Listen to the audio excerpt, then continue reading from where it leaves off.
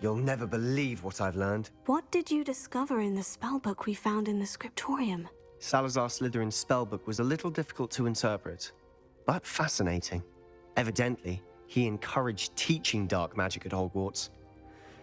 Neither the Imperious Curse nor the Killing Curse was unforgivable during his time.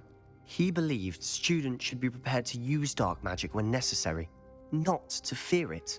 That's why we had to use Crucio to gain access to the scriptorium. He didn't want his knowledge shared with anyone who was afraid of the power of dark magic.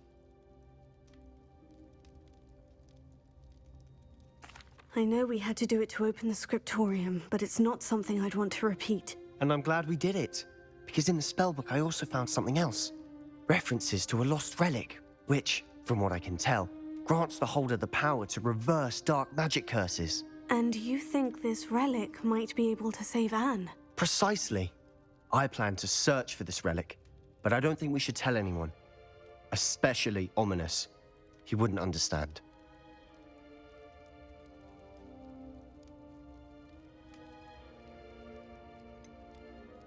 We need to tell him. He's the reason we found the book, and he deserves to know what you've learned. You've seen how he frets about the dark arts. I promise I'll tell him when I found the relic. When I know more, I shall send an owl.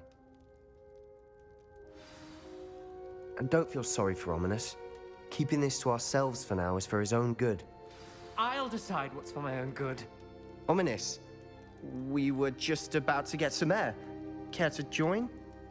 You're a liar, Sebastian. I heard everything.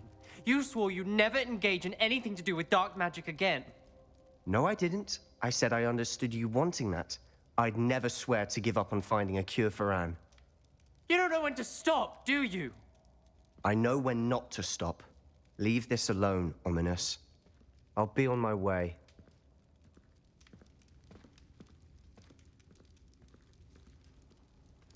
I am not letting this go. Ominous, Sebastian meant well. I appreciate you telling Sebastian not to keep this from me, but going after that relic is not a good idea. Sebastian doesn't even realize it, but he's as irresponsible and reckless now as his parents were years ago. It's why they died.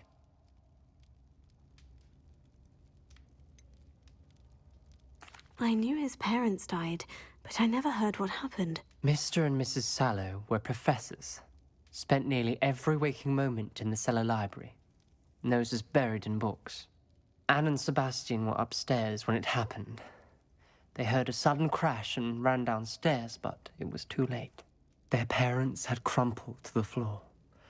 A defect with the lamp in the cellar caused the room to fill with an undetectable toxin.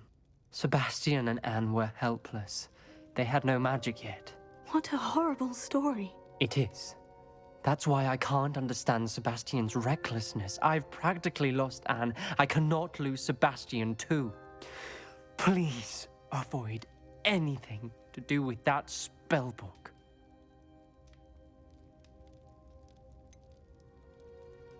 Some references Sebastian mentioned in the book do worry me. I'm glad you understand. I hope Sebastian pursues this no further. But if you think he might, please let me know. It would mean a lot.